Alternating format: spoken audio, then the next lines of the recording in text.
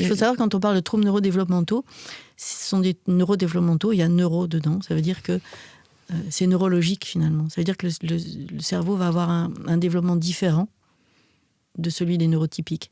Et c'est bien pour ça, quand on pose des diagnostics, il faut vérifier que c'est présent depuis l'enfance. On ne devient pas trouble de l'attention, on ne devient pas dyslexique, on ne devient pas au potentiel, qui n'est pas un trouble neurodéveloppemental, mais c'est un développement neurologique différent aussi. On ne le devient pas, on vient au monde comme ça, un peu comme si vous venez au monde avec un bras en moins.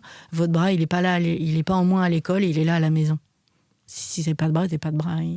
Non, mais c'est simpliste ce que je dis là, mais parce que souvent on nous dit oui, mais où c'est apparu plus tard. Non, c'est pas apparu plus tard, c'est neurodéveloppemental, c'est là depuis toujours. Alors effectivement, quand on a la double exception, c'est masqué et les diagnostics sont posés plus tard parce que souvent les deux s'interpénètrent et qu'on a du mal à séparer l'un de l'autre, justement, comme je disais tout à l'heure.